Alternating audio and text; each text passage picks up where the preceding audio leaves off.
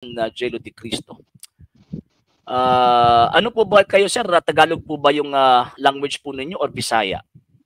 Ako ay Bisaya. Bago lahat, sabihin ko muna sa iyo, may mild stroke kasi ako. Mild stroke. Okay. Kaya Okay, minsan bulol-bulol ako. Okay lang. So, ano po yung preferable po ninyo na gamitin po itong language, sir? Bisaya or Tagalog? Maganda sana kung English. Pero simple English naman, pang grade 1 naman ang English ko eh. Hindi naman legal ang mga English. Pasensya na po, sir, pero hindi ko po maintindihan yung English po ninyo, sir. Pasensya na po, sir, ha? So, siguro mag-Tagalog na po tayo para maintindihan po ng lahat, ha? Okay. Pareho tayo Bisaya, pero Tagalog tayo. Okay, sige po. So, anong sekta pong inaaniban po ninyo, sir?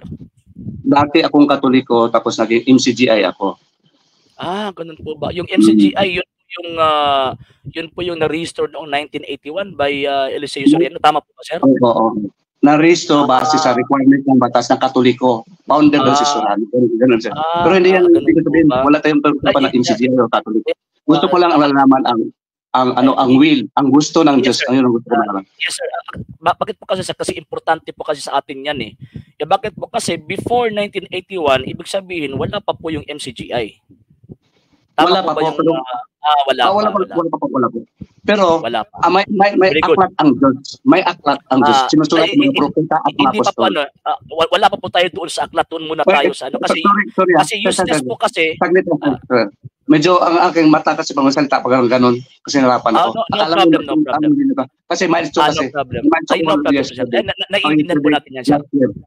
Naiintindihan po natin, sir. Okay. So, ang sa akin po kasi, sir, hindi po kasi, wala po kasing silbi yung libro kung wala po yung institusyon eh. So, mamaya na po yung tinatawag na libro. Dito muna tayo sa tinatawag na MCGI. Saglit lang. Para hindi maaksaya ang panahon mo, gusto ko lang ang direkta lang ako magtanong. Ganito tayo masalita kasi mahirap eh. Kailangan ko sisigaw kasi kailangan ko papilitin ang bibig ko. Yes, sir. Matutuyo ang dila ko, palagi ako minom ng tubig. No problem po, sir. No problem. Sige, sir. Teka po muna, sir. Thank you muna sa'yo. Yes, sir. No problem. No problem po, sir. Okay. So, before po tayo Teka muna, sir. Sir, excuse me, sir. Teka po muna. So ang sa akin po kasi muna, before po tayo magtalakayan kumbaga, before po ako tatanggap sa tanong po ninyo, kinaklaro ko lang po, gusto ko lang pong klaruhin na alam po ninyo na itong MCGI before 1981 wala pa po ito. Hindi nga yan, hindi nga muna pag-usapan yung ibang MCGI, malawak ang usapan. Sir, importante po sa akin, sir. Diyos muna. Yung MCGI, register ng mga Pilipino dito sa Pilipinas yan. Yun ang MCGI. Hindi yun ang makapagligtas yung register sa Pilipinas sa requirement ng gobyernong Katoliko. Ganun. Pag-usapan natin ang will ng Diyos na nagtuturo sa mga propeta at mga apostol. Yun po ang will ng Diyos. Sila ang unang tinuturuan ng Diyos. Sir, excuse me muna, sir. Excuse me muna, sir. Excuse me muna, sir. Sir, huwag muna tayo mismo, sir. Sir, wala po tayong problema, sir. Ano ang turo ng MCGI? Sino magturo sa chat? Sir, excuse me muna, sir. Bago po tayo pupunta sa turo, dito muna tayo sa institusyon. Bakit po kasi importante po kasi yung institusyon before tayo sa katuruan? Bakit po kasi kung mali po yung institusyon, ibig pong sabihin mali din po yung katuruan. So kaya nga kinaklaro ko po at kino-confirm ko po sa inyo na siyempre kayo na po yung member ngayon ng tinatawag na MCGI or ang mga kaanib sa Iglesia ng Diyos kay Kristo Jesus sa ligat sa ligang ng sa bansang Pilipinas Incorporated that was registered noong 1981. So, kino-confirm ko lang po sa inyo na before 1981, wala pa pong MCGI. Tama po ba, sir? Totoo yun, walang MCGI. Wala pa pong Katoliko before 15th century. Naula ang Muslim at saka mga Hinduism. Mamaya na po tayo. Puro tayo sulpot dito sa Pilipinas. Mamaya na po tayo sa... Ang mga turo dito sulpot, ang mga turo natin galing sa nakaraan, sa mga turo sa ng Diyos unang-una, sa mga propeta at mga apostol. Mga isalita sila. Hindi Pilipino, hindi Romano. Sir, excuse me muna, sir. Mamaya, kino-confirm ko lang po sa ngayon, sir, ha? Okay, before 1981, wala pa yung tinatawag na MCGI. Teka muna. Sir, teka muna, sir. Makinig muna kayo, sir. Kino-confirm ko lang po, sir. Sir, kino-confirm ko lang po muna. Sir, kanina po, diba, sabi ko kanina, pakinggan mo muna ako, sir. Pakinggan. Sandali naman, sir. Kino-confirm ko lang. Philosophical ka ba o legal? We are using logic, sir. Logic na gamit natin, sir. Sir, logic yung gamit natin. Matusunod mo. Legislatively legal. Legal ka ba o philosophical? Sir, excuse me. We are using here logic. Kasi masaya ka sa oras mo eh. Excuse me, sir. No problem. Kahit na meron din ako philosophy. Nag-aral kami ng philosophy. Nag-aral kami ng legal. Makinig muna kayo. Logic yung ginagamit natin dito. Kaya nga po, meron po minor premise. Sige. Meron po akong major premise, minor premise, conclusive question. Bakit po? Kasi, according to St. Paul, be logical in your conversation. According to St. Paul, ha? So, kaya nga, gumagamit po ako ng logic eh. Logic, it is an art of correct thinking and correct reasoning. Pag illogical ka, ibig sabihin po niyan, nagdi-deceive ka. Okay, ngayon. So, before 1981, tika muna sir. Logical mo ba, philosophical o legal? Philosophical ba o philosophical ba ang logic mo? Philosophy ba ang logic mo? Philosophical at the same time legal. Sino nagsabi na Diyos na magpilosopiya tayo? Actually, ang philosophical will lang tao magsunod. Kanya-kanya tayo ng philosophy. Gusto natin, I believe what I want to believe. I do what I want to do. Bawal ang philosophy. Wala sa mga apostol, wala sa mga propeta, mag-philosophy. Hanapan mo ako ng talata. Do you agree that God is nagsusulat ng propeta at sinong propeta, sinong apostol ang pinapaniwalaan? Naniwala ka ba sa mga apostol? Sir, makinig ka muna. Sino natuturo sa apostol, philosopher o Diyos nito? Ang philosophy is study of human wisdom. Ang philosophy is study of human wisdom, not God's wisdom. Hindi wisdom ng Diyos. Hindi yung will of God. Sabi ng Diyos, huwag kang magturo ng philosophy. Nakapagturo sa karunungan ng bundong ito. Kailangan natin karunungan ng Diyos sa langit. Ang magtuturo ang Diyos, hindi philosopher. Study of human wisdom, not even the study of God's will. Not even the study of legislative will o ng tao. Yun ba, will ng Diyos? Will ng tao? Ano bang philosophy? Sinong philosopher ang pakinggan natin? Sinong tao? Can you define what is philosophy? Can you define what is philosophy? Ano? Can you define what is philosophy? Philosophy is the study of human wisdom from philosophia sa Greek. Greek. Pag sinasabing sa Greek, philosophia, do you agree that philosophy is a love of wisdom? Of love of wisdom, not of God. Yun. Do you agree that the source of wisdom is God?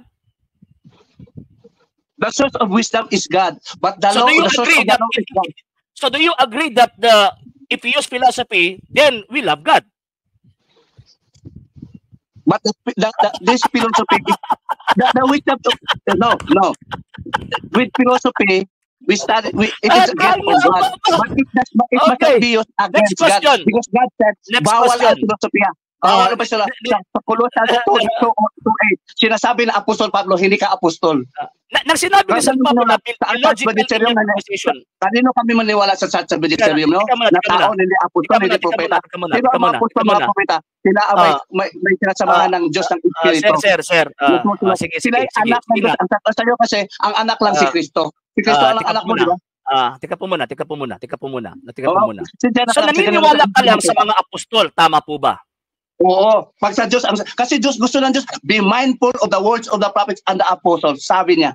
May mabasa ka ba sa Biblia na maniwala ka kay Mr. Soriano? Hindi naman ka naniwala kay Soriano eh. Ang nagturo kay Soriano, pinapaliwanag. Very good. Nagturo kay Soriano, pinapaliwanag. Hindi si Soriano, nagbasa siya ng aklat ng Diyos. Ang tinuturo ang pinapaliwanag, faith in God, not in human, not even the angels. Okay. Not even in the church magisterium, not even the Catholic priest. Always the faith from God, and God is teaching all His children. Sino ba ang natuturo sa tao? Pilosoper? Sino natuturo sa tao? Teka muna. Saan po nagturo ang Panginoong Diyos? Sa Biblia po ba or sa kanyang iglesia? Ang turo? Yung sinusulat mga apostol at mga propeta sa Biblia. Natawag na Biblia. Anong talata sa Biblia, kapitulo at bersikulo? Sa Latin ang tawag noon, sa Latin hindi Biblia. Ang tawag noon, Lex Libres Domini, Book of the Lord. Okay. Ngayon, hindi yung book of human. Ang Lord is God. Anong talata sa Biblia, kapitulo at bersikulo na sinabi ng mga apostol na maniwala tayo sa Biblia? Sino ang susulat sa Biblia? At sabihin pa ko na. No. Sitas. Bakit na? Sino ang sumusulat? Ang mga apostol, mga propeta. Nakasulat doon sa 2 Peter 3 verse 1 to 2. Basahin mo. Dito sa live. Ipabasa mo na. 2 Peter chapter 3 verse 1 to 2. Okay, may sinabi pa diyang Biblia? Hindi, wala mo na. Hindi. Anong talata sa Biblia? Sabi ko, wala lang dyan pagkaroon tayo ng Biblia. Book of God, tawag mo Biblia, hindi Biblia tawag mo. Sino nagsabi sa inyo na may ulat? Hindi po ang nagturo ng Biblia. Tanong ko, sino nagturo sa inyo ng Biblia? Sino si Jesus? Tao? Tika muna. Sino nagturo sa ating mga tao? Ang Diyos ang magtuturo. Ang nagtuturo sa mga propeta at mga apostol, ang Diyos mismo. Sino nagturo sa kanila? Okay. Anong talata sa Biblia? Teka muna. Susumagot ko muna. Anong talata sa Biblia, kapitulo, bersikulo na ang Panginoong Diyos nag-iwan ng Biblia? Wala doon. Wala. So di ba sabi ko kanina, hindi ka naniniwala? Teka muna. Pangalawang libro na yun. Ikalawang libro na Diyos sinusulat ng mga propeta at mga Israelita, mga apostol. Hindi mga theologian na katekismo galing sa Roma. Nakasulat ang mga sulat ng Diyos, ang utos ng Diyos sa Greek para sa mga Kristiyano, hindi Hebreo. Saan nabasa ng Hebreo? Teka muna. Okay, sige. Filosofi galing sa iyong utak. Sa ngayon. So, teka muna. Sagutin mo. So, ibig sabihin, teka muna, sir. So, ibig sabihin, naniniwala ka sa bagay na wala sa Biblia. Na wala sa Biblia, naniniwala ako. Oo. So, di ba sabi mo kanina, kapag wala sa Biblia, wag paniwalaan? Pag walang batas sa Biblia, ang batas ng Diyos na sa Biblia. Anong talata sa Biblia? Pero ang sa Diyos, paniwalaan mo rin. Ang turo ng Diyos na sa Biblia, maraming turo na totoo na wala sa Biblia. Ang Diyos, ang susundin natin, ang Biblia na may aklat ang Diyos. Naniwala ka ba na ang Diyos may aklat? Wala. Anong talata sa Biblia, kapitulo at bersikulo na may utos ng Panginoong Diyos? Tika muna. Talata sa Biblia, kapitulo at bersikulo na may utos or may batas ang Panginoong Diyos na maniwala kayo sa Biblia? Walang talata doon. Noong una, kasi wala pa kasi Biblia noon. Sabi ko na, hindi Biblia nakarating na sa atin. Noong unang panahon, walang Biblia noon na kumpleto. Pero ngayon, mula sa Isaiah 34:16, magkaroon ng aklat. Ang sabi ng Diyos, salisikin niyo ang aklat ko. Libro niya, hindi yung katekismo. Susulat, napaloob sa sulat. Salita mo, napaloob sa sulat ang mga aklat ng Isaiah na sumulat. Sa katekismo, napaloob ba ang sulat ng Isaiah sa katekismo katoliko sa Romano? Sige. So sabi mo kanina, madali mo lang. Ang katekismo is Sir. Mamaya din puro sa katoliko. Dito muna ako sa katuruan po ninyo. Ito yung Latin, ito yung Arabic. Excuse me. Mamaya na yan sa Turo Iglesia Katolika. Dito muna tayo sa para magkakaintindihan po tayo kumbaga. Okay, ito. So, kanina, 2 beses na po ako nakarinig sa sagot po ninyo na yung paniniwala ninyo, naniniwala kayo sa mga bagay na hindi mabasa. Ginamit ninyo ang Isaiah chapter 34 verse 16. Sinong may sabi po sa inyo na Biblia po yan? Hindi nga Biblia. Kayo tumatawag na Biblia. Si Ratio. Kayo tumatawag na Katoliko at mga Protestante. Very good. Ang tawag na Diyos, Katoliko. Ang Diyos ang nagsasalita, hindi Biblia yon. Yung po itatawag na Diyos, sa Latin Vulgate, nakasulat ni St. Jerome, Libres Domini. Hindi Biblia.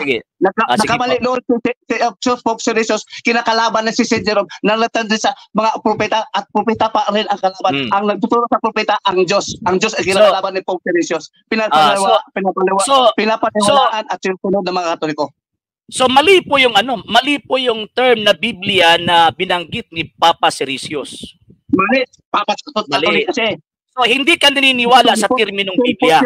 Self-put yun na aral.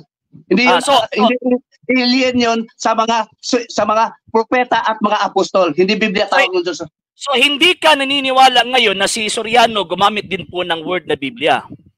Kinokontra mo ngayon si Soriano.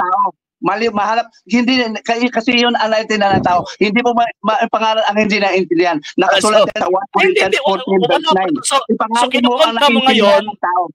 So kinokontra mo ngayon nga yung aral ni Mr. Soriano concerning sa word na Biblia. Lahat. Hindi ko na kinokontra. Sabi ko yung Biblia tawag nyo, sinusulat ng mga apostol. Sinusulat ng mga apostol at propeta. Biblia ang tawag nyo. Biblia ang tawag nyo. So ibig sabihin kapag may kasulatan na hindi po isinulat ng mga apostol. Tika muna.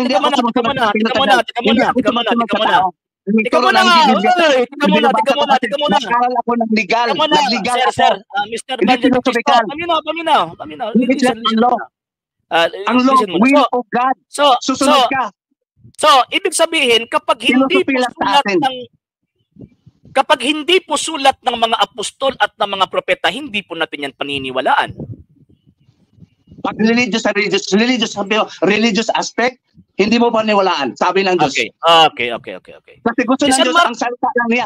Ang Diyos, salita lang niya ang pakinggan. Siya ang mangangaral, hindi tao, hindi wala, pati anghel. Ngayon. Okay. Naniniwala po ba kayo sa aklat na isinulat ni San Lucas at saka ni San Marcos? Naniniwala ko. Apostol po ba si San Lucas? Teka muna. Apostol po ba si San Lucas at si San Marcos? Hindi sila apostol, Griego pa si Lucas eh. Diba sabi mo kanina, hindi ka naniniwala kapag hindi. Saan galing apostol na nagsulat? Saan galing ang turo nila? Hindi galing sa Romano. Galing sa mga apostol nila. Mamaya mo na yung Romano. They are under the apostolic ministry. Ang una sa iglesia, ang una sa iglesia mga apostol, hindi Romano. Abante po kayo eh. Sabi mo kanina, kapag hindi sinulat ng mga apostol, religiously speaking, wag tayong maniwala. San Marcos, San Lucas, hindi apostol eh. Connection kang Kristo. Mo na kong giingon nga, claiming and proving are two different things. Gilotos man ni. Gilotos, kinsa nag-ingon? Kinsa nag-ingon, madam? Gilotos mo? Sige daw. Kinsa nag-ingon, madam? Gilotos mo, madam? Sir, wala ko kabasa. Daghan ka sa sir. Asa man, asa gilotos. Mga mata, sir. Asa gani. Asa gilotos tapit. O asa gani. Tagalog ko isa lang. Daghan man ka, tagalog ko isa lang. Wala mo nagbasa og history. Ay, nagbasa oy. O asa dapit be. Sige daw. So, kana siya. Kinsa gilotos? I-search ninyo, sir. Madam.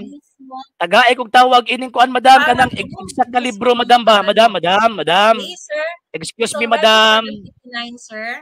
Madam, excuse me, madam. Di, sa tinuod lang ganina, nananggi ko ganina 7 PM. Pero wala ka tawag anang ko sa kuan pa, mura gusto nimo nga muduot-duot ba? Ayaw sa gawa, madam. Ayaw sa sipat. Madam. Ayaw sa sipat, madam ha. So, paminaw sa madam. Paminaw sa madam. Tawag ining tagaid ako kanang kasaysayan daw, madam Bing, na ay record sa kasaysayan nga ang Jerusalem Church of God gilutos. Sige daw, madam Bing. Sa first ato sa iatos, madam.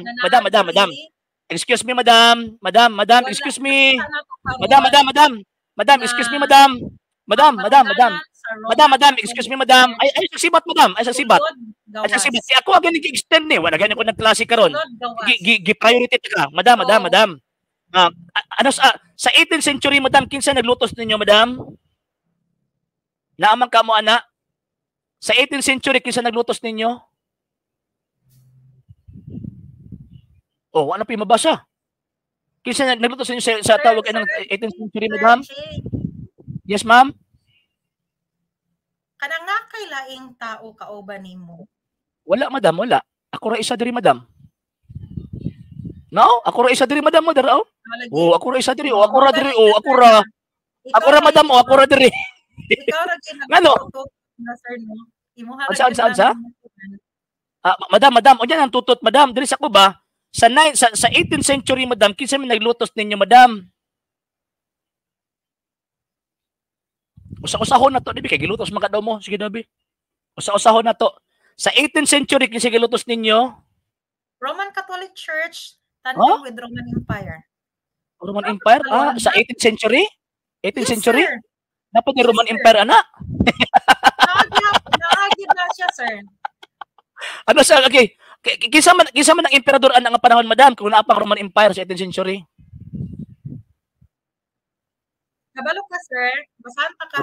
Madam, ingon man nimo, madam, nga ang Roman Empire sa 18th century, kay nagluto sa inyo ha. Kinsa man nga emperador ana, madam, nagluto sa inyo ana, kinsa?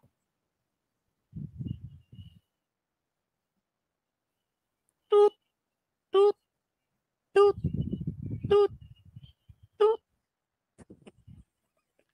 Di ba, sir, no? Nablanko na po ka ba? Nablanko na po ka. Nablangko, sir. Sir, nablangko, sir. Yes, ma'am. Ano ba? Sa 18th century, ingon man ka, Roman Empire ang nagkuhan na, madam ba? Kinsa man nga emperador ang nangulo sa Roman Empire, anak, madam? Anang bully kaayo, sir. Dili, oy, ikaw may bully kay diri, madam. Kay tawag anang kana bagi pangutana ka unya pagkahuman di bisig asa imong itubag, di ba? Paminaw sa kabalo man ka, sir. Madam, tubagalan ko, madam. Madam, tubagalan ko, madam. Kay imo namang gisayang akong panahon. Ako na lang sayangon ron. Kaya dapat din na 7 PM pa kumahuman. Kaya dapat topic na to atong gikuanan nga debatihan. Pero wala naman siguro yung makong debate. Kaya nagisgot naman ta karon. Okay, ani ha? Sa 18th century, ingon ka nga together with the Roman Empire. Kinsa man ang emperador anang panahon na, madam, sa 18th century sa Roman Empire?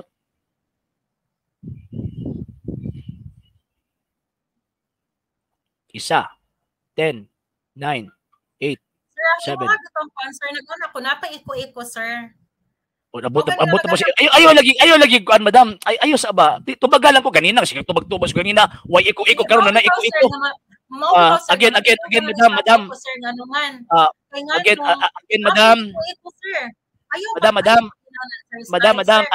Again, madam. Sige, madam ha.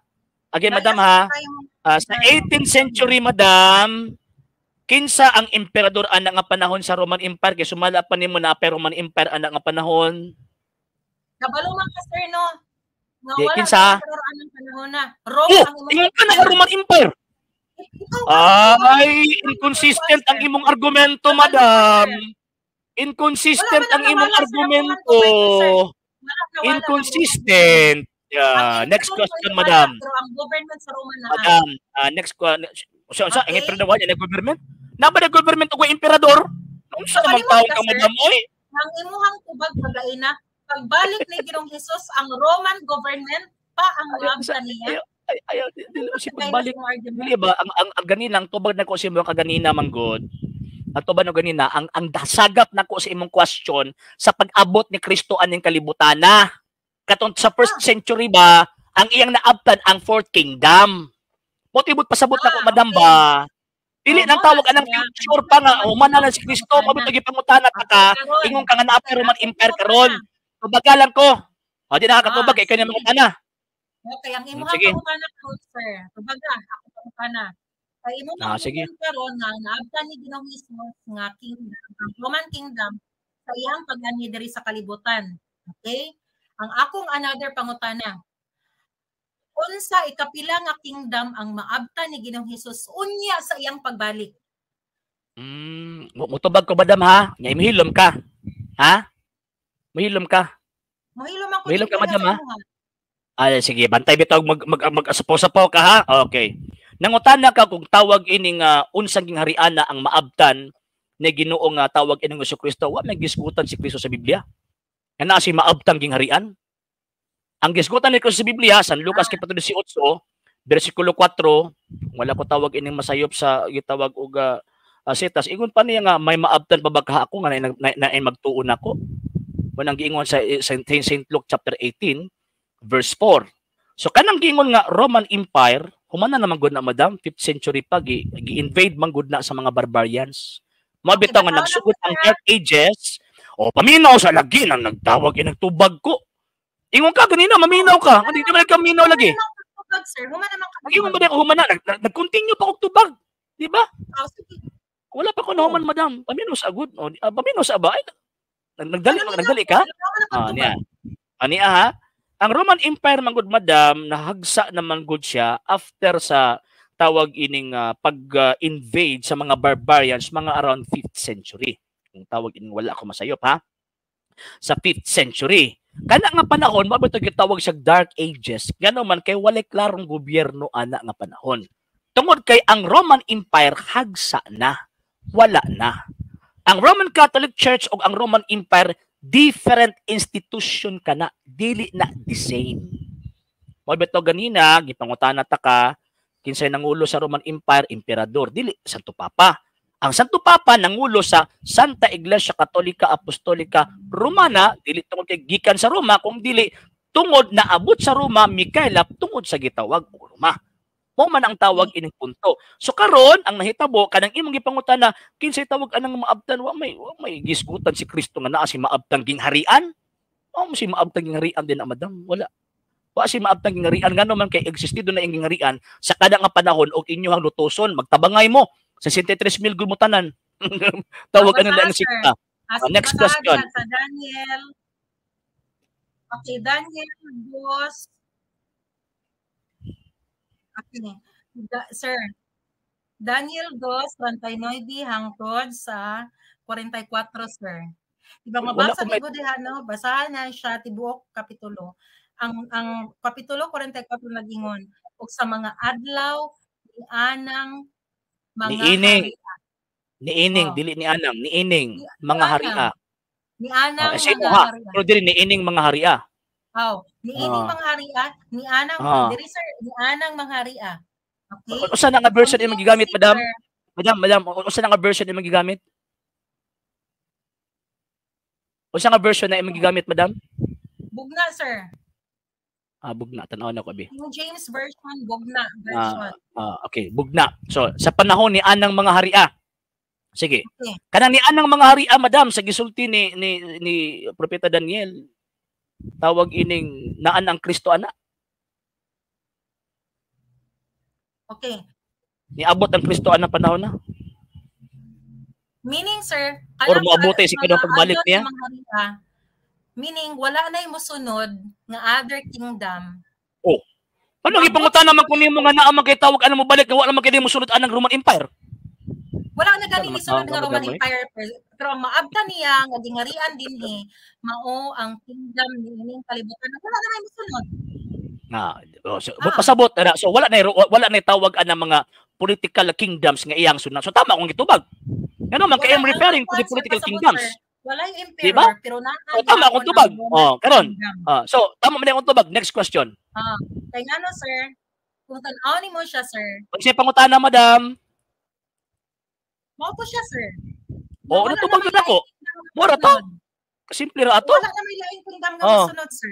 Dili po to tawag anang supak sa dili po to supak si Kristo sa Iglesia Katolika kay si Kristo may founder ana. Based sa history. Ayaw din na si history kay ganina pa kasi gigamit og history. Kanya sir kay madam siya sir no. Ayaw dinay ha. Ayaw dinay og paggamit og history kay ganina kasi gigamit og quote og history. Ang founder sa Iglesia Katolika Apostolika Romana si Kristo. So, kanang gingon nga maabtan nga supak ang Kristo dili na Iglesia Katolika Apostolika Romana. Kaya si Kristo founder sa Iglesia Katolika Apostolika Romana. Sumala sa history. Wala sa history nga fake history. Sa daw? Fake history. Fake history? Isa tama ikaw. Sir. It is a fallacy of suppressing the facts, madam. Ay, asa naman atong logic diha, madam? Madam, illogical ka, madam. It is a fallacy of suppressing the facts. Madam, it is a fallacy of suppressing the facts. Palacios ka, madam. Palacios ka, madam. Nag-imon ba nga ni ato sa Roma?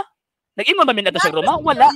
Niabot o Roma ang iyang iglesia kay wadawata sa Jerusalem, madam. Wala punto, madam. Gipatay man ganila sa Jerusalem? Dito rin ka magsintro? Oo, kaya patay. Isa nagpatay. Sa Jerusalem. Unya pagkahuman. Ganito ang sintro. Si Apostol Pablo, Jerusalem ang ihang gidala nga Church of God ni adto unsang sita sa Biblia kapitulo ug bersikulo nga nagisgot San Pablo og Jerusalem Church of God? Balik-balik sir. Balik-balik kung taka kay ganina wa kay nabasa kanang imo na pong gisgutan. Balik-balik kung ganina mo na sa imo ha. Sino asa man mao bitaw ta kung gingon sa imo kagain na. Wa kay nabasa madam, nagdamgo ka. Wala ka ng Church of God din ha. Common na madam, teacher biya ta madam no. Madam. Kanang Church of God gana din na madam common noun na dili na proper name madam nga gamiton nimo as title of your church. Madam.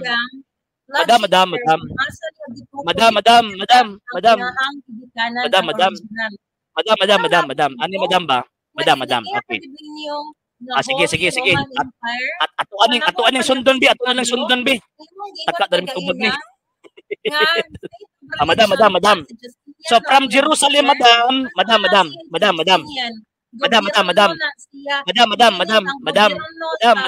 Di naman kamino, madam.